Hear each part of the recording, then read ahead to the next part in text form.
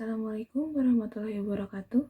Perkenalkan, nama saya Wina Rindari Dewi. Di sini saya akan menjelaskan mengenai kekeringan. Sebelum ke penjelasan inti, izinkan saya untuk menjelaskan mengenai musim di Indonesia secara singkat. Indonesia berada pada letak 6 derajat lintang utara hingga 11 derajat lintang selatan, menjadikan Indonesia menjadi salah satu negara beriklim tropis di dunia. Indonesia mengapa bisa beriklim tropis? Karena Indonesia dilalui oleh satu garis, yaitu garis 0 derajat atau yang sering kita sebut sebagai garis khatulistiwa dan garis ekuator. Hal tersebut juga mengakibatkan Indonesia hanya memiliki 2 musim, yaitu musim panas dan musim hujan. Ada faktor lainnya juga menyebabkan Indonesia bisa memiliki 2 musim tersebut, yaitu adalah faktor tekanan udara. Tekanan udara tersebut mengakibatkan adanya pergerakan angin. Ada 2 pergerakan angin besar di Indonesia, yaitu pergerakan angin muson barat dan angin muson timur. Angin muson barat akan mengakibatkan hujan dan angin muson timur akan mengakibatkan musim kemarau. Pengertian dari kekeringan itu sendiri adalah salah satu peristiwa yang terjadi biasanya ketika setelah kemarau panjang melanda suatu wilayah. Bisa juga karena curah hujan di suatu wilayah tersebut berada di bawah rata-rata. Nah, definisi lainnya adalah suatu kondisi dari suatu wilayah, lahan, ataupun masyarakat yang di sana mengalami kekurangan air sehingga tidak dapat memenuhinya. Klasifikasi kekeringan dibagi menjadi 2. Yang pertama, ada klasifikasi kekeringan secara ilmiah, dan yang kedua, klasifikasi kekeringan secara antropogenik. Yang pertama adalah klasifikasi kekeringan secara ilmiah. Jadi apa aja sih? Yang pertama itu ada klasifikasi kekeringan meteorologi. Nah, ini lebih mengarah ke arah kurangnya curah hujan suatu wilayah atau menurunnya curah hujan suatu wilayah di bawah rata-rata. Dan yang kedua, ada kekeringan secara hidrologi. Nah, hidrologi itu lebih mengarah ke penurunan air tanah atau penurunan air permukaannya yang menjadi berkurang.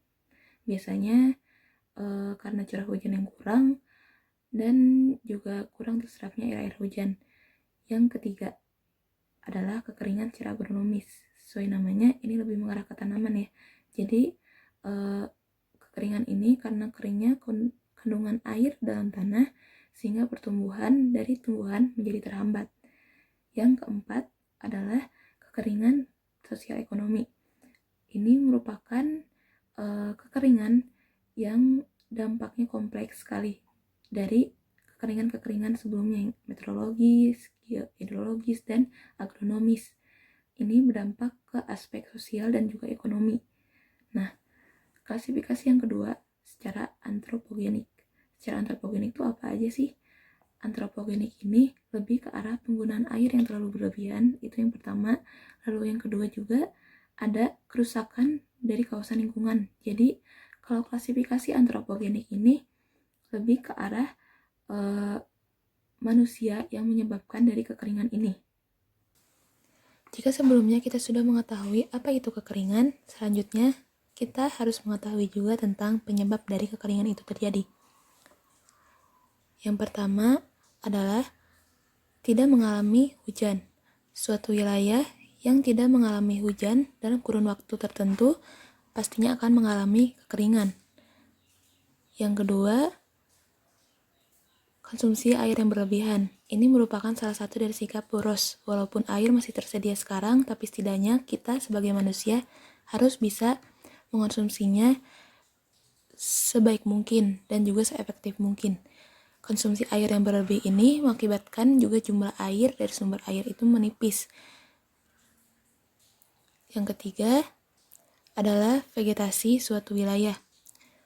Wilayah yang vegetasinya tebal akan menyimpan jumlah air yang banyak pula.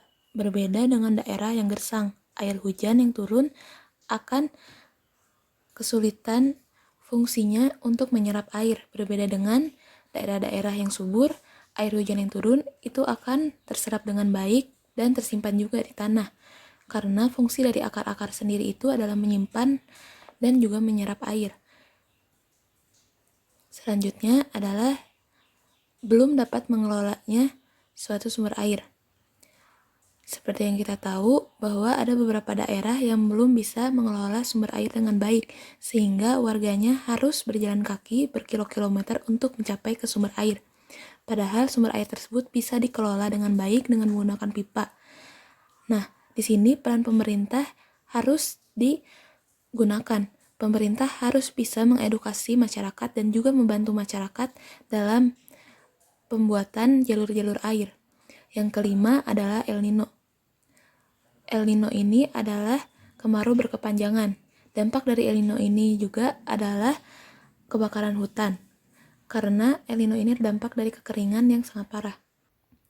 Nah, setelah menjelaskan mengenai penyebab kemarau, di sini saya akan menjelaskan mengenai bencana. Apa itu bencana? Pengertiannya apa? Nah, pengertian bencana saya kutip dari Undang-Undang Dasar Nomor 24 Tahun 2007. Merupakan sebuah peristiwa yang mengancam dan mengganggu kehidupan masyarakat, bisa berupa faktor alam ataupun faktor non-alam. Nah, bencana ini dapat menimbulkan kerusakan lingkungan, kerugian harta, dan juga dampak psikologis. Jadi kita bisa kesimpulkan bahwa bencana adalah suatu peristiwa yang merugikan manusia dan memberikan dampak juga. Nah, berarti kekeringan ini juga disebut bencana. Kenapa? Karena merugikan dan juga memiliki dampak negatif.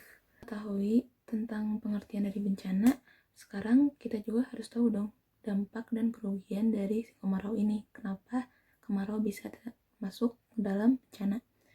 Yang pertama adalah kekurangan sumber air minum. Ini vital banget ya untuk manusia karena manusia gak akan bisa bertahan minum sampai 3 hari. Dan manusia juga butuh air minum yang bersih. Sumber air minum yang bersih walaupun harus dimasak juga ya, tapi tetap butuh sumber air minum yang bersih agar tidak timbulnya penyakit kalau misalnya minum dari sumber air minum yang tidak bersih. Nah, yang kedua adalah kekurangan air untuk kebutuhan sehari-hari. Selain untuk minum, kita juga butuh untuk kebutuhan sehari-hari, mandi, cuci pakaian, atau cuci-cuci yang lainnya. Biasanya kita juga butuh air bersih. Nah, yang ketiga adalah tanaman dan hewan mati. Bukan cuma manusia saja yang membutuhkan air bersih, tapi juga tanaman dan hewan tentunya. Nah, mereka butuh untuk minum, untuk membersihkan diri, pasti mereka juga membutuhkannya, sangat membutuhkannya. Karena semua makhluk hidup juga membutuhkan air bersih. Yang keempat adalah bencana kelaparan. Kalau misalnya air tidak terpenuhi untuk kebutuhan dari manusia tersendiri, nah pasti selanjutnya akan ada kelaparan karena manusia tersebut kekurangan gizi untuk memenuhi kebutuhan air minumnya sendiri.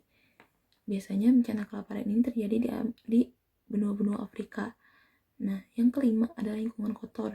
Tentu saja, kalau misalnya kita biasa bebersih menggunakan air, bersih-bersih semacamnya, ketika tidak ada air bersih, mau apa? Ada air kotor, pasti lingkungan juga menjadi kotor kan? Nah, yang keenam adalah wabah penyakit. Kenapa ada wabah penyakit? Karena biasanya ketika kita kekurangan gizi atau misalnya kelaparan atau apa, pasti suatu wilayah tersebut akan mengalami wabah penyakit, terutama satu wilayah tersebut kekurangan air bersih, pasti akan ada wabah penyakit. Misalnya busung lapar, diare, atau apapun itu pasti akan terjadi wabah penyakit. Yang ketujuh, adanya serangan hewan atau serangga. Kenapa? Karena jika kekurangan air, maka rantai makanan dari hewan itu akan rusak lah intinya. Jadi di sini saya ada beberapa kasus kekeringan terparah yang pernah terjadi di dunia. Ada 3 kasus yang saya rangkum. Yang pertama dari negara Cina. Negara Cina pada tahun 1941 mengalami kekeringan yang sangat parah. Tercatat ada 3 juta korban yang melayang karena kekeringan dan juga suhu panas saat itu. Yang kedua dari negara Australia. Pada tahun 1982 hingga 1983, saat itu Australia tercatat curah hujannya benar-benar di bawah rata-rata. Dan kasus kekeringan ini juga termasuk kekeringan terparah pada abad 20. Yang ketiga, berada di benua Afrika. Benua Afrika Timur pada tahun tahun 2011 hingga 2012. Tercatat beberapa negara terkena dampaknya, yaitu diantaranya negara Somalia, Djibouti, Ethiopia, dan juga Kenya. Dampaknya yaitu kelaparan, gagal panen, konflik, dan juga serangan. Ketahui bahwa kekeringan ini adalah salah satu bagian dari bencana. Sebab itu, kita harus mengetahui apa saja yang harus dilakukan saat kekeringan ini terjadi, atau upaya pencegahan, atau bahkan setelah kekeringan ini terjadi. Nah, di sini saya sudah merangkumnya menjadi 3 upaya besar. Yang pertama adalah upaya reboisasi dan penghijauan. Ini bisa kita lakukan untuk upaya pra bencana, untuk mitigasinya. Nah, di sini kita bisa memperbaiki fungsi hutan sebagai resapan air tanah. Ketika hutan sudah kembali kepada fungsi awal, maka air tanah juga bisa kembali membaik dan dampaknya juga bisa ke perkotaan. Di perkotaan juga bisa memulainya dengan penghijauan taman-taman kota.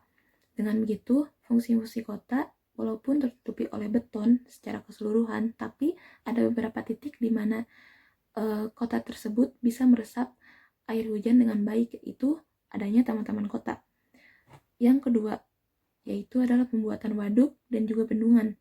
Kenapa ini dimasukkan? Kenapa? Karena saat musim hujan, ketika air tidak tertampung, minimal masyarakat bisa memanfaatkannya dengan baik. Ketika adanya bendungan, air hujan tersebut akan terbendung dan akan terisi. Tapi ketika kemarau tiba, masyarakat tidak perlu memikirkan kurangnya air karena sudah ada air hujan yang terbendung di waduk tersebut. Air tersebut bisa diolah, bisa dibuat agar dikonsumsi oleh masyarakat luas. Yang ketiga adalah menghemat air. Di sini penggunaan hemat air harus dijadikan kebiasaan. Perlu ditanamkan sejak dini bahwa air bukan hanya untuk kebutuhan kita saat ini atau kebutuhan generasi kita saat ini, tetapi juga untuk generasi ke depan dan juga untuk kebutuhan dari generasi-generasi ke depan.